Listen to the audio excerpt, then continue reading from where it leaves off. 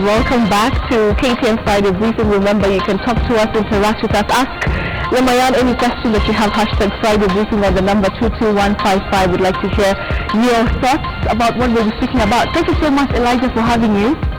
It's great to have you in studio. Yeah, thank you. I think we'll start by playing a clip that, you remember when you went to New York just the other day, I think about a month ago. I don't know if that clip is ready. Let's just play it and just see how confident you were that day. Let's play it.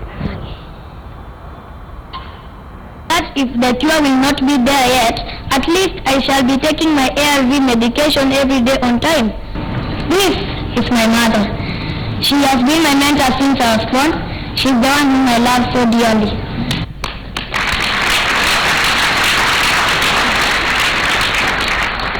She disclosed to me my status when I was 6 years old, early enough to understand. I told her, "Mom, it's okay, and the Lord is with us."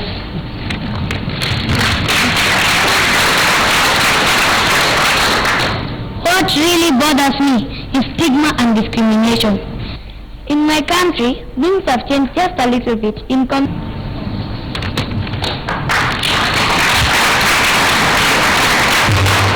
need to stop stigma. And now please allow me to read my conclusion so that I don't miss any point.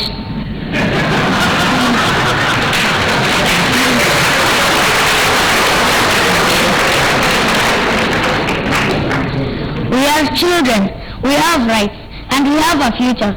My dream is that by the time I am 27 years old, there shall be no more stigma, and I shall be pursuing my doctorate or master's as a scientist.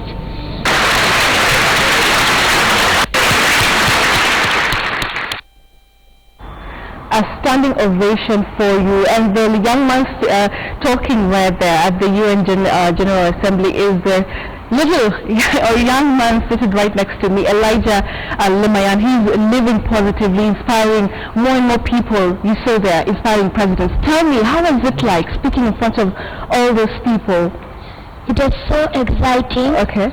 And I liked to speak to them so that they can catch the message for all the children living with HIV like myself to be on medication. Let me take you back, Elijah. Do you remember the day that your mom told you that you were born with the virus? Do you remember that day? Yes. Tell us, what did she tell you and how did you react to it?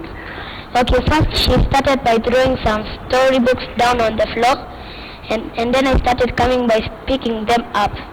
I started reading. I asked my mother, "Mom, what are these green bags?" And then she told me, "Those are known as the HIV." Then I asked her, "What do they do?" And then she said, "They eat the soldiers of the body, which I call CD4. And then I asked her, "Mom, what do the soldiers of the body do?" And then she said that the soldiers of the body protect you from any disease. And then I saw some other circle-ish things. And then I asked my mom, "Mom, what are these?" And then she said, "Those are known as the ARV treatment. When they come, they tie the HIV and then they push them, and lock them somewhere, and until the next hour you take them again." Yeah. So were you scared when she told you that you had it? Were you scared? No, I just told her, "Mom, it's okay, and the Lord is with us." Wow. And then life continued nicely. Nicely. Yeah. So you did not feel pity for yourself at any point? No.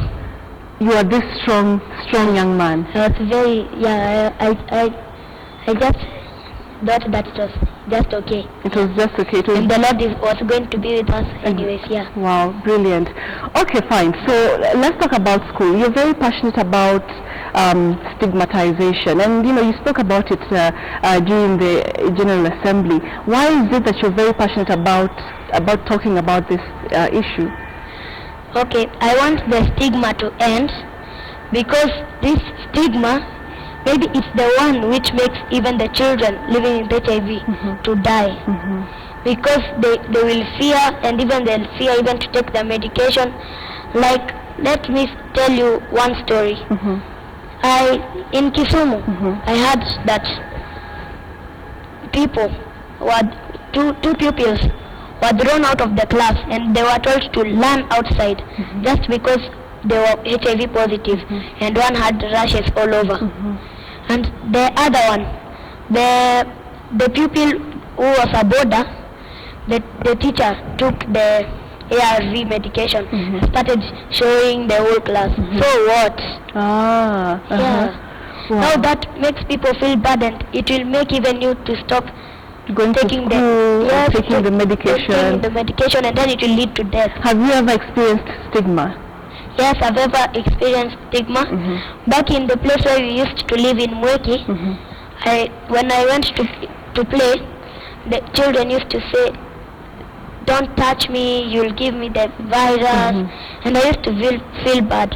But thanks to God, I had an empowered mom whom I could go to talk to, and whom she could talk to me and explain to my friends what HIV really is, and they could understand. And they understood. Yeah. Do you think that there are very many Kenyans, and especially even young children like you, who do not understand this, and they need to understand this and to be educated on it? Do you think that there's a gap in terms of information?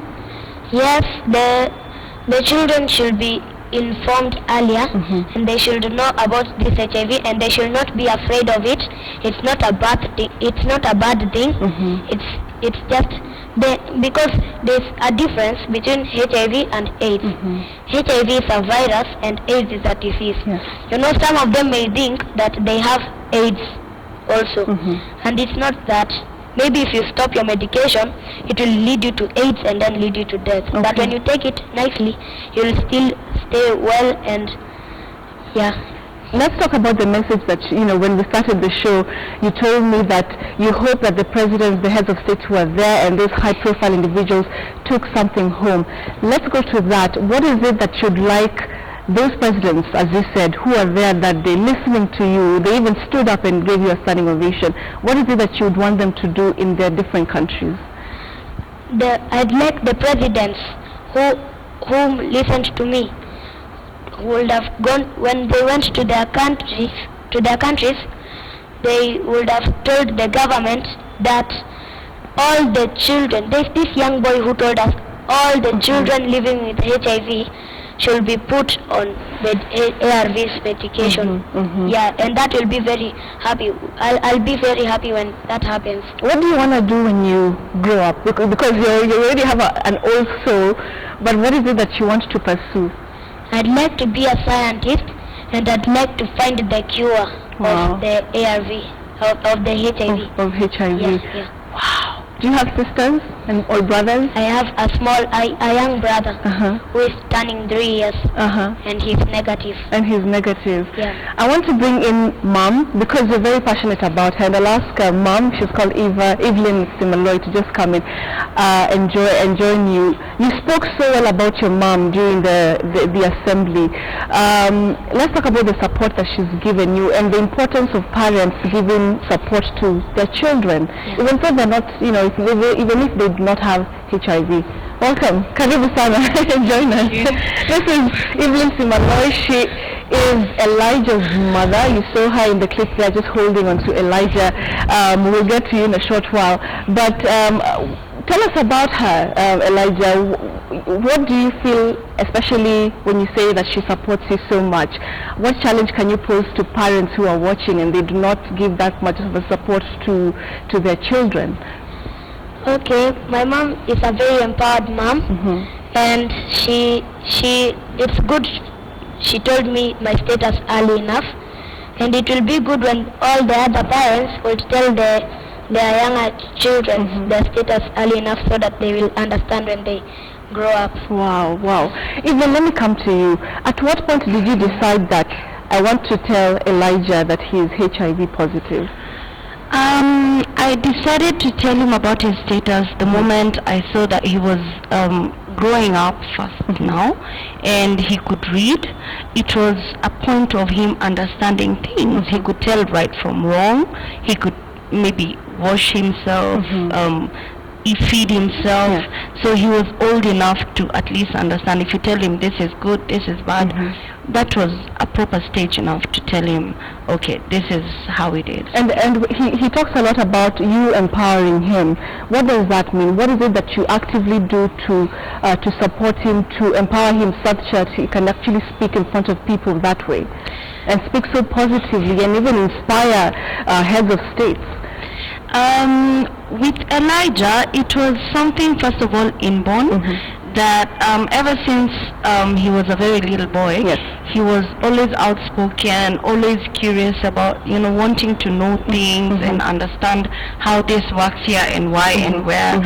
So for me, it was all about maybe just bringing in the information correctly and getting him to slowly accept it. It meant something to me that, first of all, the fact that he understood so quickly and so maturely, I would say, that made things so much easier for me, and it was my joy at the end of the day. Let's talk about what I just asked him about, giving your children support, because HIV, somewhat affects so many of us, yet so many people are quiet because they do not know how to even tell their children that this is happening. What kind of what can you give to parents who are struggling with telling their children the truth?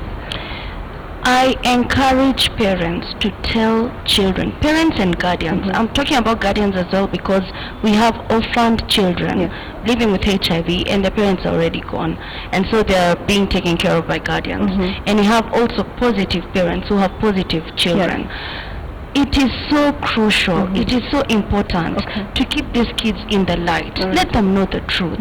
And then it's the same thing as also in a relationship.